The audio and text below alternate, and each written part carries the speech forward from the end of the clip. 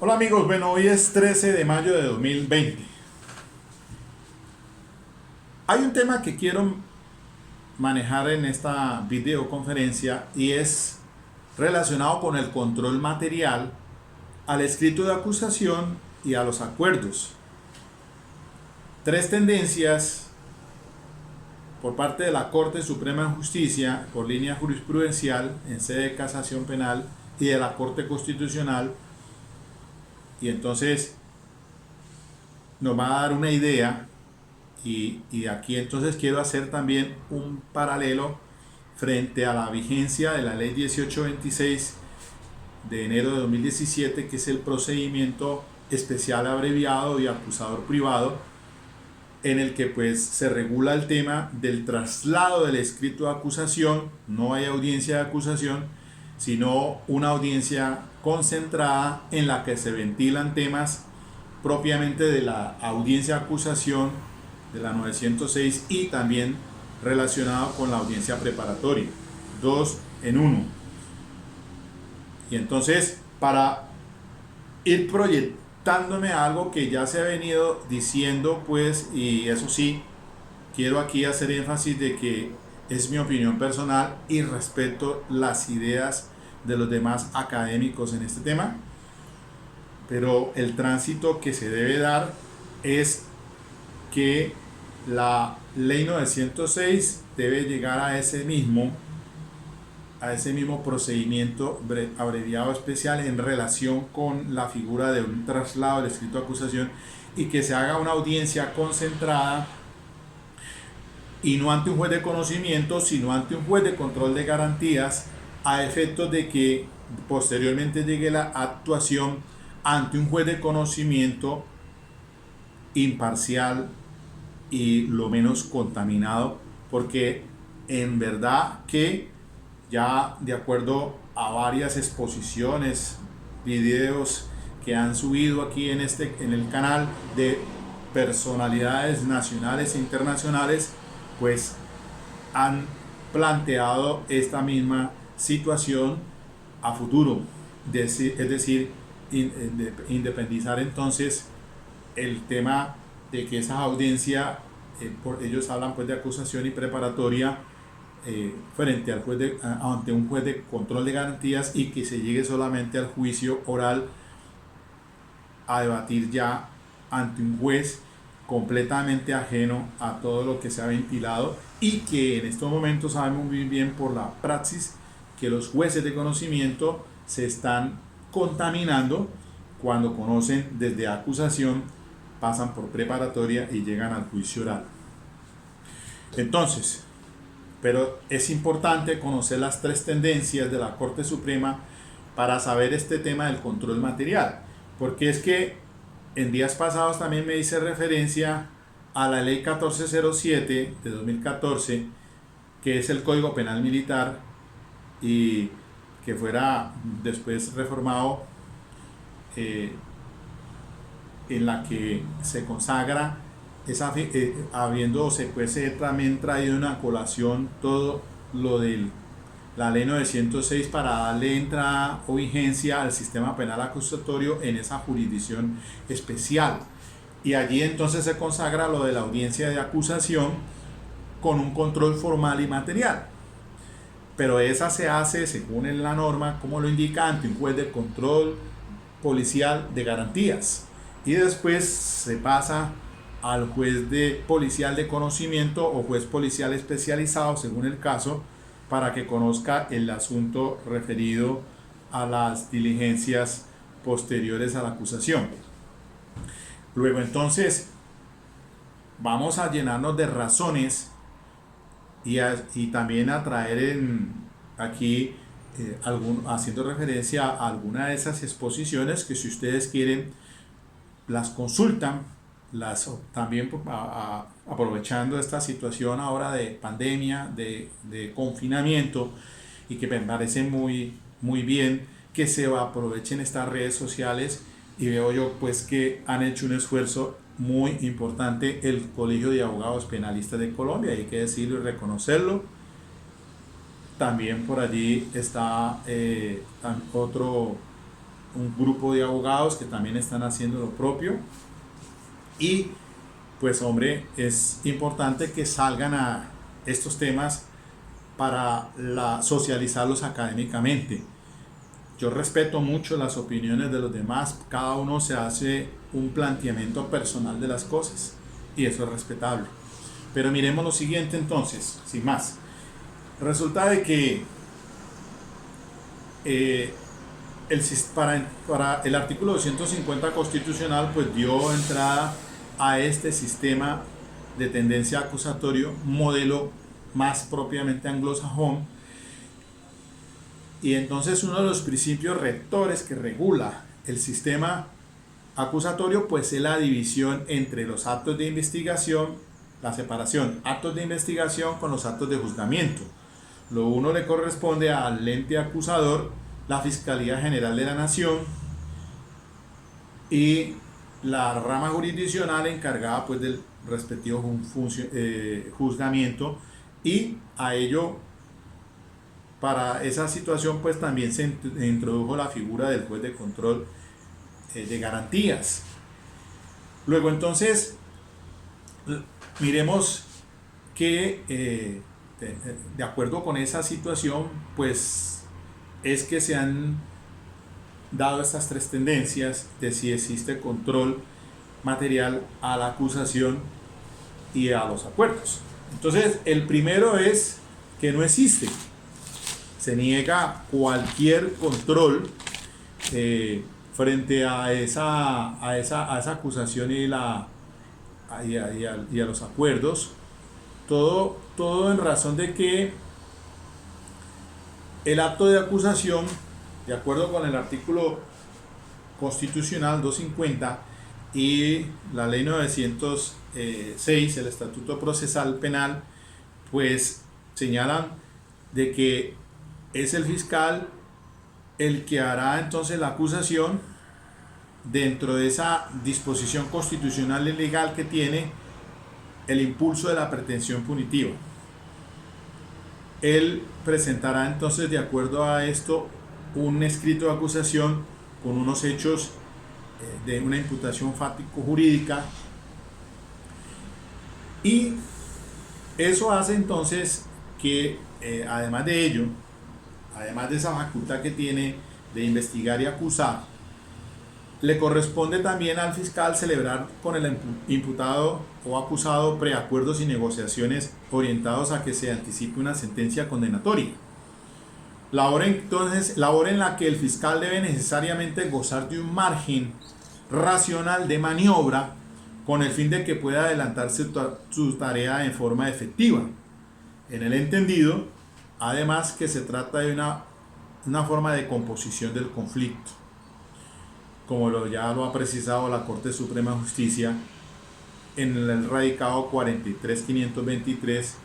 de 2014. Bueno, creo que ahí no está, pero listo. Luego, así las cosas, entonces es indiscutible que el titular de la acción penal es el fiscal, de investigar todo lo que revista características de delito. Entonces, la primera tendencia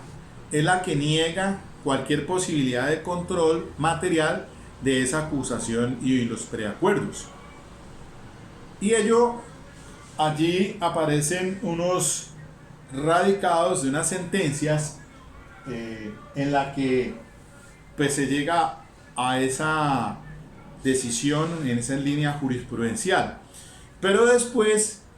dice que la Corte Suprema empezó a manejar el tema de que el control material puede ser más o menos amplio frente a una injerencia en temas como tipicidad, legalidad y el debido proceso. Para ello entonces se tuvo en cuenta una sentencia de la Corte Constitucional 1260 del 2005 y estos dos radicados 27759 del 2007 y 31280 del 2009. Por último, la posición actual, la que rige y la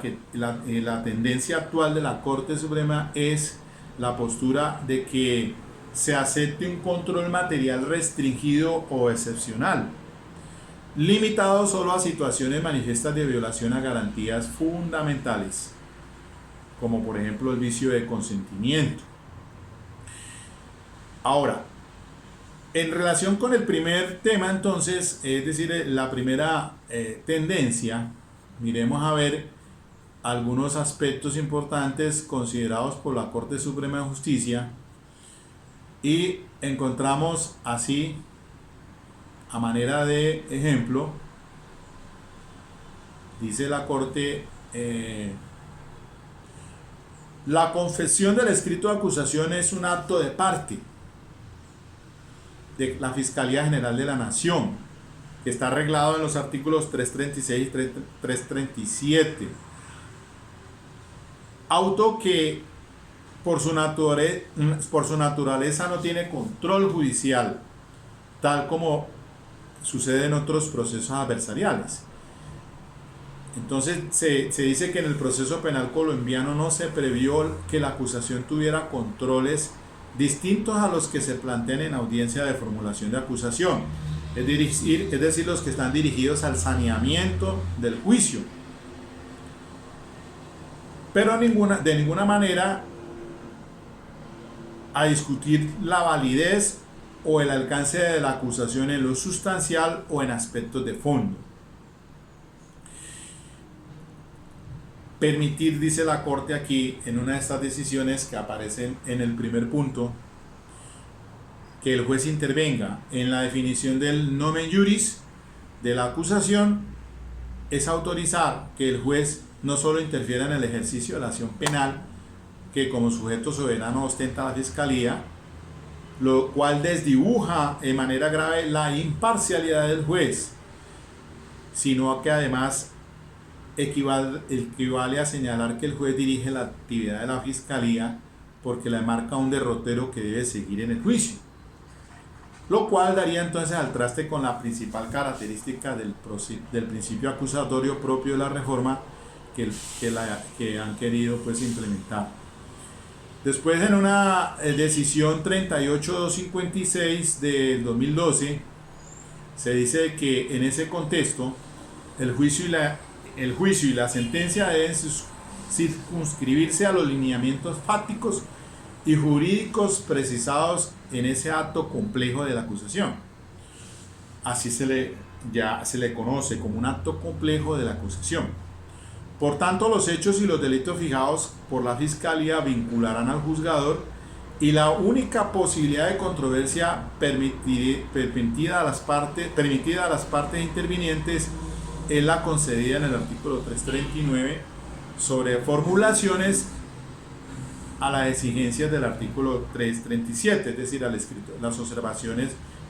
formales en relación pues con el escrito de acusación.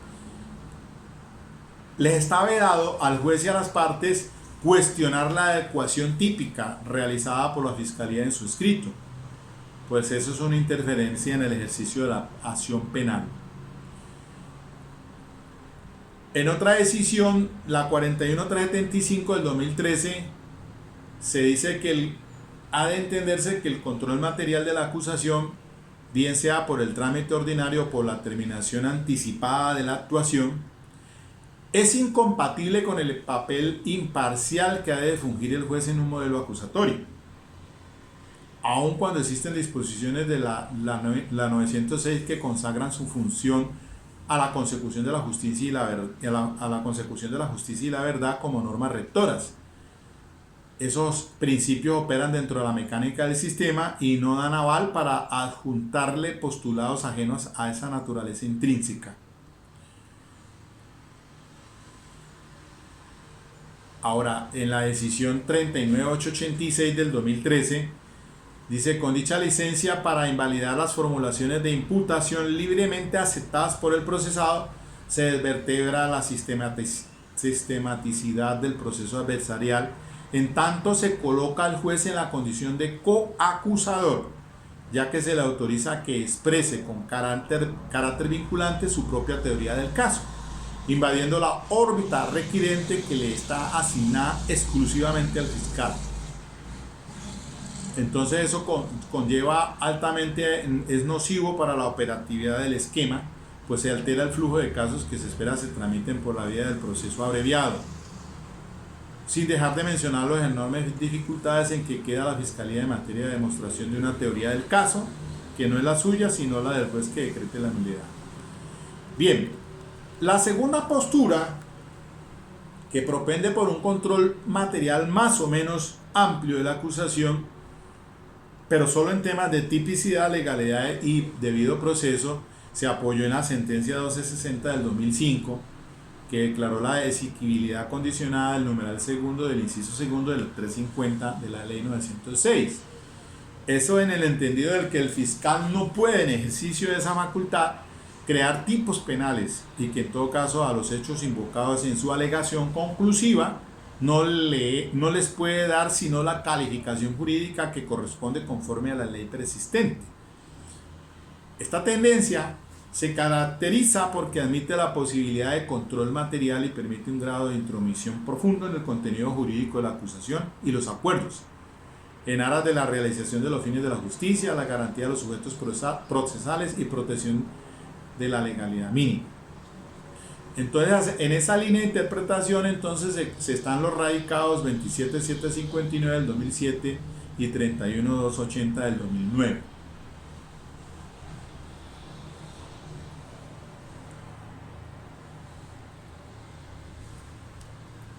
Dice en el del 8 de julio del 2009, dice, precisó así la Corte: ese control judicial de allanamiento o del acuerdo no se cumple con una simple revisión formal. No basta con constatar la libertad y voluntad a través del simple interrogatorio al procesado.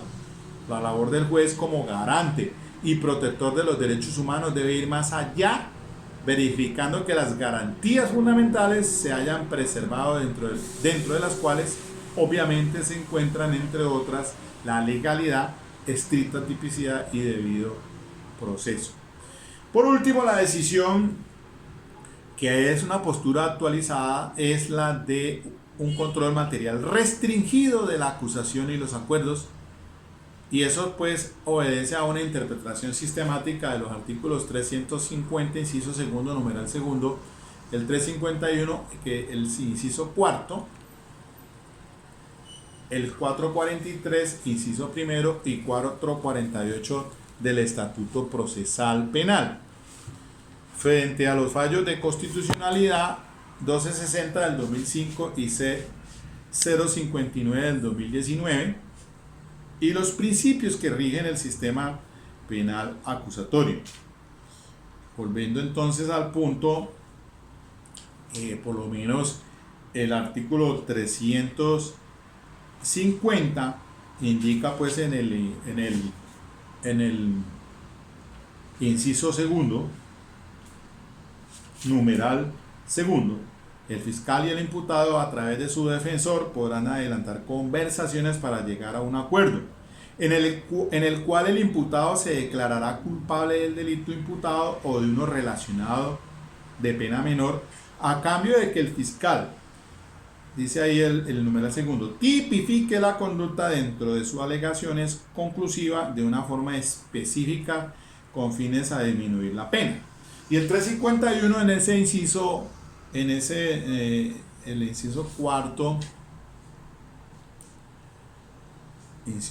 dice: los preacuerdos celebrados entre fiscalía y acusado obligan al juez de conocimiento, salvo que ellos desconozcan o quebranten garantías fundamentales. Este es el quid del asunto. Ese control material entonces solamente obedecerá, ya sea de oficio o rogado, para establecer entonces si se desconocieron o quebrantaron garantías fundamentales. Y el 443 entonces en su inciso primero advierte que el fiscal expondrá oralmente los argumentos relativos al análisis de la prueba, tipificando de manera circunstanciada la conducta por la cual ha presentado la acusación. Y por último, el 448, que es el del principio de congruencia, indica que el acusado no podrá pues, ser declarado culpable por hechos que no consten en la acusación ni por delitos por los cuales no se ha solicitado condena. Mis estimados amigos, yo aquí en este tema de la congruencia, miren que revisando una conferencia muy importante del doctor Ricardo Calvete Merchán, esa aparece ahí en YouTube, esa la subieron el 13 de abril del 2020, muy importante porque pues el doctor hizo una exposición muy ceñida a también a esa tendencia de ese principio de congruencia a inicio del sistema, que era restringida, hasta llegar a un principio de congruencia muy amplio, muy elástico, al punto, por así decirlo, en el sentido de que ya la Corte Suprema ha morigerado temas allí, en donde, por ejemplo, el juez de conocimiento, si el fiscal pide absolución, el juez no es una camisa de fuerza ya, y el juez puede apartarse de ella, considerando entonces bajo ese principio de inmediación los elementos de prueba que le ingresaron al juicio oral, y pueda tomar entonces una decisión frente al caso que se le lleve. Lo mismo entonces antes era solamente dentro del título y el capítulo, ahora es muy amplio porque incluso el juez puede salirse de esa camisa de fuerza e irse también y condenarse hasta dentro de otro título y otro capítulo, otro delito diferente. De manera pues que hay, en cuanto a la congruencia, les dejo a ustedes para que vayan y miren esa conferencia importante del doctor Ricardo Calvete Merchán. Y también hay otra muy interesante que la recomiendo, y es la de ausencia de estándares para imputar y acusar en Colombia, por el doctor José Fernando Mestre. Esa la subieron esa subió el 4 de abril. Miren, y en esta última, pues como ahí el doctor abordó un tema de estándares para imputar, para acusar, a estándares para imputar del artículo 287, el estándar para acusar del 336, por los temas pues de si hay, cuando se pueda afirmar con probabilidad de verdad, y son esos estándares, pero que se entiende que esos no son estándares según el análisis que hace el doctor Fernando Mestre. No en tanto pues hablando ya en sí el estándar que se maneja por el artículo 7 y el 381 para condenar, más en la que está pues indicándose que es más allá de toda duda razonable. Por eso entonces por allí me obligó a revisar en una videoconferencia el tema, y así lo manejé como duda razonable. Y eso es porque la Corte Suprema de Justicia dice que esa duda razonable es cuando se presenta una hipótesis alternativa por la defensa en la que se considera verdaderamente plausible, que que el fiscal no supere el estándar de la presunción de inocencia para condenar, pero que sí la defensa, ante esa hipótesis alternativa, y eso obedeciendo ya a unos criterios epistemológicos por línea jurisprudencial de la Corte Suprema de Justicia, en el sentido de que para la duda razonable se puede presentarse entonces una teoría dentro de esas teorías de refutaciones, una hipótesis plausible por la defensa que lleve entonces al fallador, dentro de ese baremo, de ese análisis de la prueba que entra al juicio oral, concluir entonces en determinar o llevar a una absolución. Sin embargo,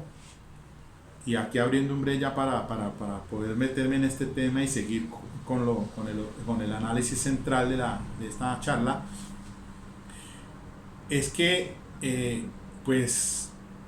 siempre me ha llamado a mí la atención en el tema de que pues ese estándar que se pide allí para formular la imputación es de la inferencia razonable, el de la acusación es el de la probabilidad, y que para la condena es la más allá de toda duda razonable. Pero como dice el doctor José Fernando allí, haciendo pues un estudio muy concienzudo, muy bien traído, de que eso no son unos estándares, sino más bien como un mensaje que se le manda a la fiscalía, en el sentido de que presente la imputación si tiene elementos materiales probatorios y evidencia física o informes legalmente obtenidos que le lleven a establecer pues los requisitos para imputar cargos. Un consejo que le está diciendo de que si puede afirmar con probabilidad de verdad que esa persona es autor o partícipe de esa conducta punible, pues entonces presente el escrito de acusación, pero que no es un estándar impositivo en sí, porque como progresivamente en el proceso penal se van dando unas fases, actos de investigación, incluso aún después de formular la imputación de cargos, sigue los actos de investigación hasta cuando presenta pues el escrito de acusación. Hasta ahí diríamos que termina en sí la tarea del juzgador para entonces atreverse a presentar el escrito de acusación, porque tiene el convencimiento de que lo que va a llevar al juicio oral le va a dar entonces el baremo al juez para que dicte sentencia condenatoria. Pero fíjense bien que hay algo muy importante aquí, y en esto es que me llama a mí la reflexión de que realmente ese estándar para imputar por la inferencia o para acusar es de mucha importancia, porque el artículo 327 indica lo siguiente, y para cerrar ese temita allí, porque es que eso daría para otra charla, pero quiero pues dejarla por lo menos así en reflexión, socializarla. ¿Qué dice el artículo 327? Control judicial a la aplicación del principio de oportunidad. Dice el inciso final. La aplicación del principio de oportunidad y los preacuerdos de los posibles imputados o acusados y la fiscalía no podrá comprometer la presunción de inocencia, y solo procederán si hay un mínimo de prueba que permita inferir la autoría o participación en la conducta y su tipicidad. Pues, ¿qué pasa, mis queridos amigos, cuando una persona acepta los cargos en la audiencia de imputación? O que no los haga allí, sino que después se haga un preacuerdo con la fiscalía antes de presentar el escrito de acusación. Entonces, pues debe entenderse que eso se da, ese preacuerdo a que se llega, pues es el escrito de acusación, y como tal va ante el juez de conocimiento para dictar la respectiva sentencia, y ese juez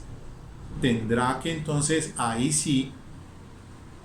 hacer referencia al baremo, al análisis, a la carga de argumentación dentro de la lógica, la sana crítica de los principios de la lógica, de las reglas de la experiencia. Y entonces, pero debe tener un estándar mínimo de prueba que permite inferir la autoría o participación en la conducta y su tipicidad para poder entonces dictar sentencia condenatoria. Porque si no, pues estaría prevaricando,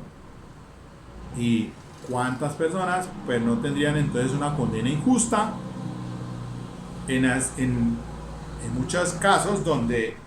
de pronto no se hace ese análisis frente a ese tipo de elementos materiales de prueba que aparecen allí. Yo lo digo por experiencia propia y en un caso que me pasó,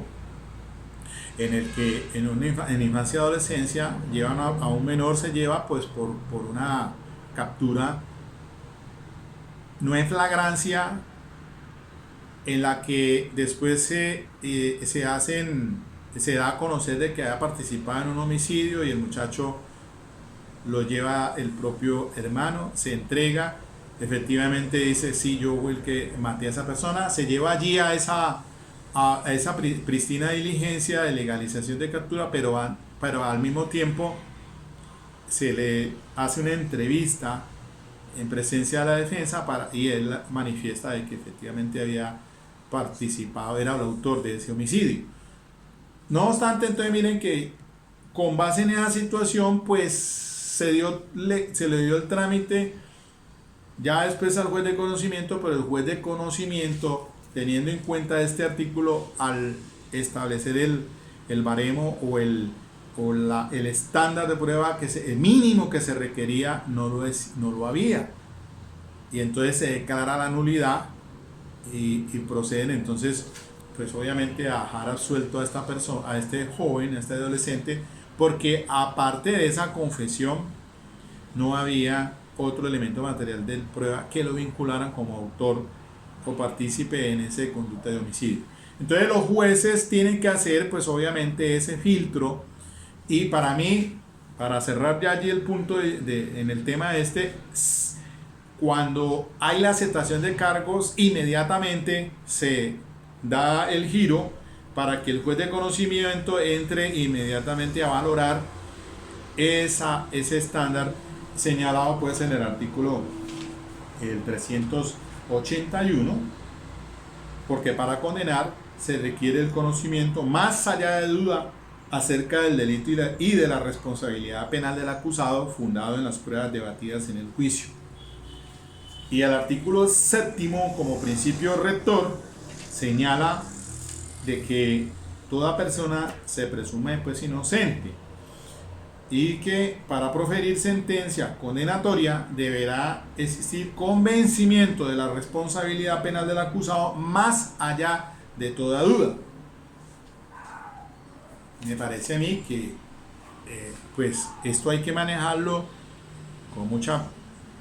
cautela, ser precavidos en este tema, porque efectivamente cuando se trata pues de una persona a la que se le da esa clase pues o terminación anticipada o del preacuerdo, a pesar de que exista ese análisis que le asiste al mismo juez para dictar esa sentencia, pues debe entonces efectivamente verificar si se le han violado o no las garantías fundamentales en esencia, y además de ello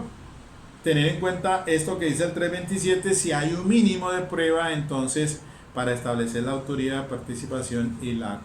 claridad en la conducta. Así, mis queridos amigos, entonces volviendo ya al análisis de esta tercera posición, que es la actual, que solamente debe existir un control material restringido, excepcional, limitado a manifiestas violación de garantías fundamentales frente a esa acusación y los acuerdos. Bueno, la ley 1826, bueno, pero a ver un momento, miramos otra cosa aquí ya para finiquitar. Entonces déjenme precisar por último que para antes de avanzar a la 1826, a ver si considero importante de que esta postura, la tercera, dice la Corte que la jurisprudencia han decantado igualmente que a modo de única excepción el juez, bien sea oficiosamente o a solicitud de parte, le es permitido adentrarse en el estudio de aspectos sustanciales, materiales de la acusación, que incluyen la tipificación del comportamiento cuando se trata de violación a derechos fundamentales. Es claro que esa permisión excepcional parte del deber judicial de ejercer un control constitucional que ampare las garantías fundamentales. La transgresión de esos derechos superiores debe surgir y estar acreditada probatoriamente, de manera manifiesta, patente, evidente. Por lo que no puede suceder es que, como sucedió en el caso estudiado, se eleve a categoría de vulneración de garantías constitucionales una simple opinión contraria, una valoración distinta que, para imponerla, se denomina como irregularidad sustancial insusanable, por el prurito de que el Ministerio Público y o el superior funcional razonan diferente. Y la sentencia 4871 del 2014, con base en la jurisprudencia citada, se debe concluir que por regla general el juez no puede hacer un control material a la acusación del fiscal en los procesos tramitados por la 906, pero excepcionalmente debe hacerlo a actuaciones que de manera grosera y arbitraria comprometan las garantías fundamentales de las partes o intervinientes. Y la sentencia 42452 del 2014 dice que en el proceso adversarial, por regla general, el juez de conocimiento no puede controlar materialmente la acusación del fiscal, pero excepcionalmente entonces frente a situaciones que grosera y arbitrariamente comprometan las garantías fundamentales de las partes o intervinientes. La otra sentencia 42184 del 2014, el juez de conocimiento está obligado a aceptar el acuerdo presentado por la fiscalía, salvo que se desconozcan o que quebranten garantías fundamentales. Dice la Corte que acerca de esta última circunstancia, para la sala es claro que las garantías fundamentales a las cuales se refiere la norma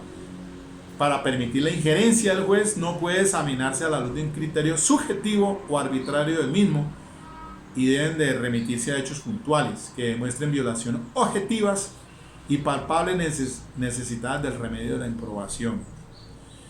Entonces dice que la intervención del juez, que opera de excepcionalísima, debe recabarse, se justifican los casos en que se verifique algún vicio del consentimiento o afectación del derecho de defensa,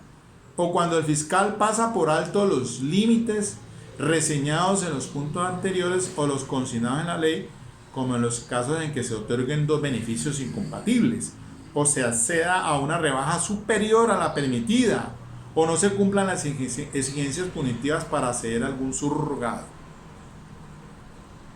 Por último, la 43436 del 2015 finalmente dice que en el fallo 4871 del 2014, la Corte, luego de hacer un recorrido por su propia línea jurisprudencial, concluye que por regla general el juez no puede hacer un control material a la acusación del fiscal en los procesos tramitados al amparo de la ley 906. Solamente entonces cuando de manera grosera y arbitraria comprometen garantías fundamentales de partes e intervinientes. Entonces, así recapitulando, se tiene entonces que el criterio jurisprudencial de la sala acoge actualmente en esta materia que el juez por regla general no puede hacer un control material de la acusación o los acuerdos en procesos que se tramitan en la 906, y que solo es necesario hacerlo de manera excepcional cuando objetivamente advierta afectaciones manifiestas y groseras de los derechos fundamentales. Luego, mis queridos amigos, en Así las Cosas, miremos ahora entonces la ley especial, la ley 1826 del 12 de enero del 2017, que entró pues el procedimiento abreviado, el procedimiento penal abreviado y de acusador privado. Pues en realidad aquí se aprobó por el Congreso este procedimiento que respeta las garantías procesales, el debido proceso. De hecho, hasta la fecha no se ha conocido pues que haya una demanda por inconstitucionalidad, o por lo menos no la conozco, no la preciso, y menos en la que tenga que ver o guarde relación con el traslado de ese escrito de acusación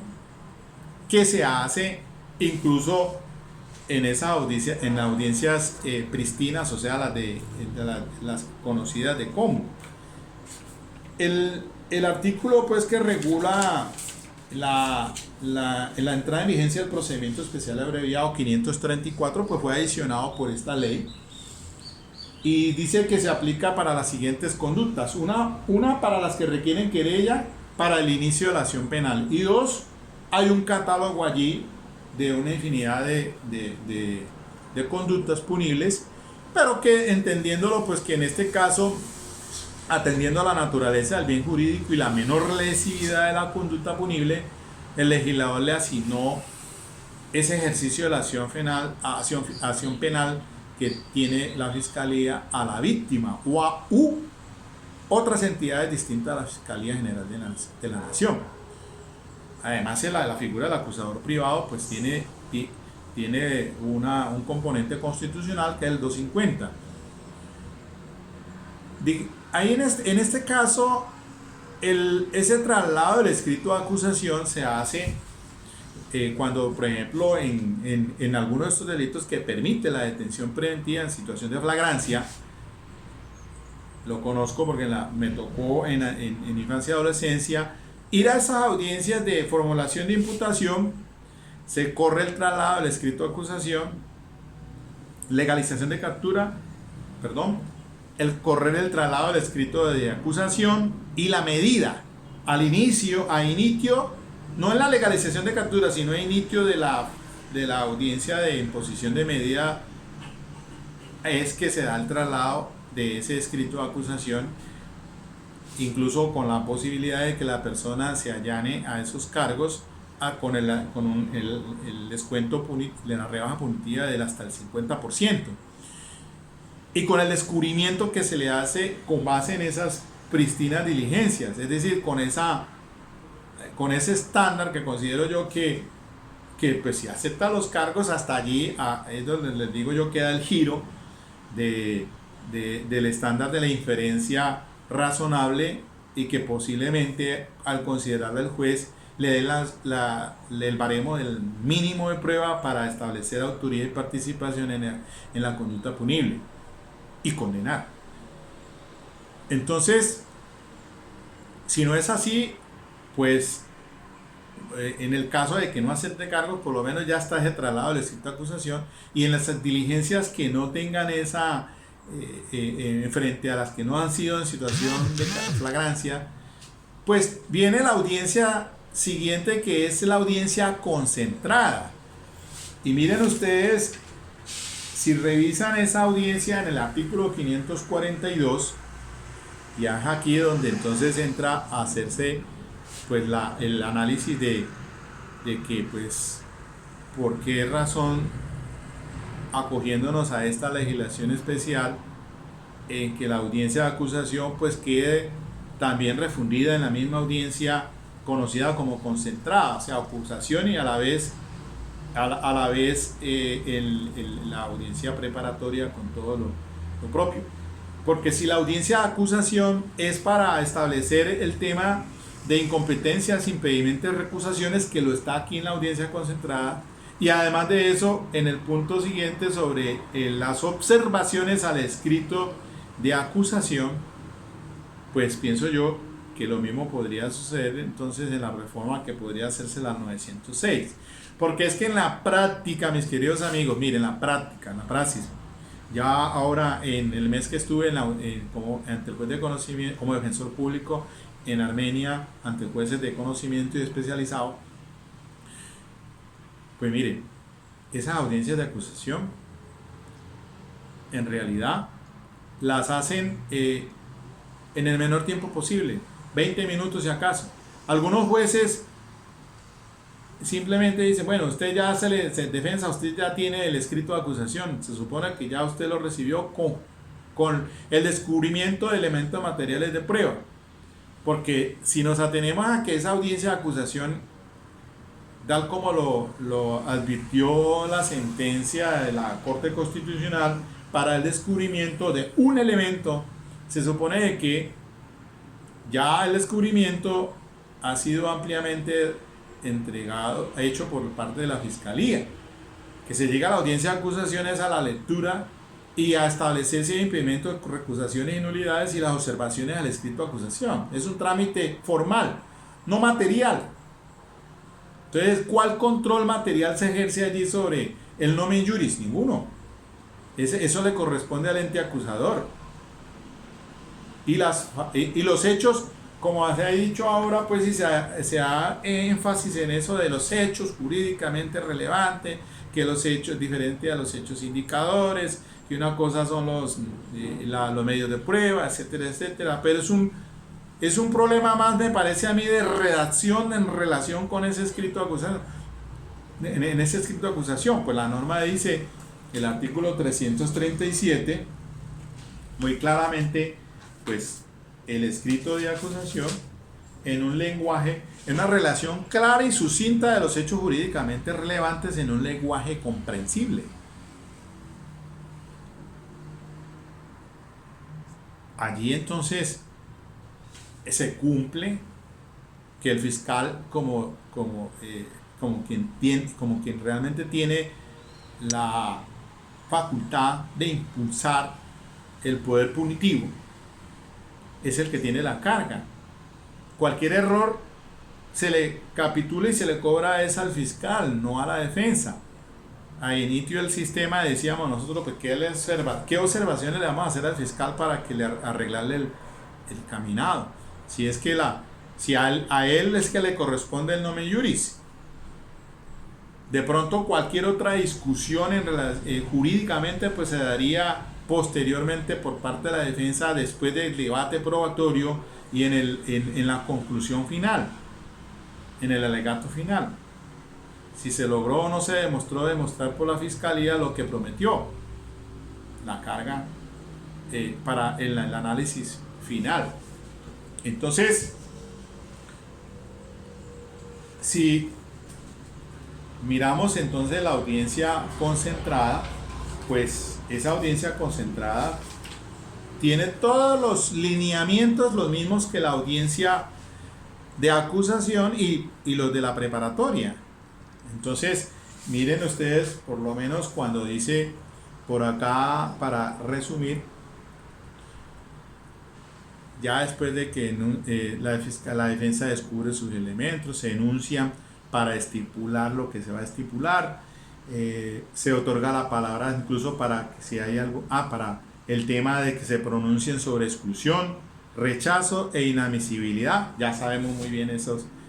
temas y esos verbos allí sobre exclusión por ilicitud, ilegalidad, el rechazo por no el descubrimiento del 346 y la inadmisibilidad por tema de pertinencia, conducencia, utilidad, básicamente de pertinencia, para otorgar a las partes la palabra para que se pronuncien sobre nulidades. Y el juez se pronunciará sobre las solicitudes probatorias y las nulidades propuestas en una única providencia. Y se corre traslado a las partes para que interpongan los recursos a que haya lugar. Y aquí se tendría entonces todo eso, esa línea jurisprudencial ya de los recursos. Que sí, que no, que lo que se admite, lo que no se admite, que lo que se excluye, que no, en fin. Las últimas decisiones. De lo que se admite no se apela, pero de lo que se rechaza o lo se inadmite o se excluye, sí. Y así entonces pues se le da celeridad. Yo pienso pues, y respeto la opinión de algunos conferencistas muy radicales en el tema de que se mantenga, por lo menos eso lo pude pues observar en la exposición, una de ellas en la del doctor pues Luis José Fernando Mestre, del 4 de abril de 2020, y hay otra muy importante, una conferencia que nos dictó el doctor el maestro y el profesor Oscar Julián Guerrero Peralta sobre herramientas internacionales en litigio penal. Esa fue del 9 de mayo de 2020. Él también tiene un planteamiento frente al artículo 3 del Código de Procedimiento Penal y el artículo 93 del bloque de constitucionalidad sobre los tratados de derechos humanos ratificados por Colombia, como son la ley 16 del 74, la del 16 del 72, que es la Convención Americana o Pacto de San José de Costa Rica, y la Ley 74 del 68, que es el Pacto Internacional de Derechos Civiles y Políticos. Y él también, pues, propugna de que se mantenga ese control material. Bueno,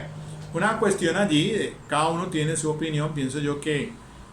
como están las cosas, puede darse esa agilidad allí al proceso penal, y incluso pues advertía yo de que en una conferencia también muy importante, que fuera la que nos dictó un doctor sobre las reformas técnicas, y en esa exposición muy interesante, por cierto, pues también se advierte incluso de hasta la misma imputación, que una audiencia de imputación que no se ve como tan necesaria que se mantenga, porque es un acto de mera comunicación. Entonces, solamente que se fuera a la audiencia de legalización de captura, de medida de aseguramiento, y entonces para después entonces presentar ya es si se va a formular la imputación, pues que sea lo que se conoce ahora como el escrito de acusación, los hechos fácticamente, los hechos jurídicamente relevantes, para cuando pues entonces se tenga ya se afirme con probabilidad de verdad que esa persona es autor, es responsable de esos hechos que se le acusan. Bueno, a ver si aquí tengo la sentencia de la conferencia del doctor. No tengo la mano, pero bueno, eso es en uno de los videos anteriores míos le hice referencia a ella. Sería bueno que se consulte allí sobre unas propuestas de reforma tecnológicas al sistema penal acusatorio. Bueno, bien, mis queridos amigos, ya por cuestión del tiempo aquí termino esta videoconferencia. Espero que les sirva de orientación y también pues para hacer sus propias conclusiones frente a estos temas que son de trascendental importancia. Ok, esperemos a ver que ya pronto salgamos de este confinamiento, de esta situación,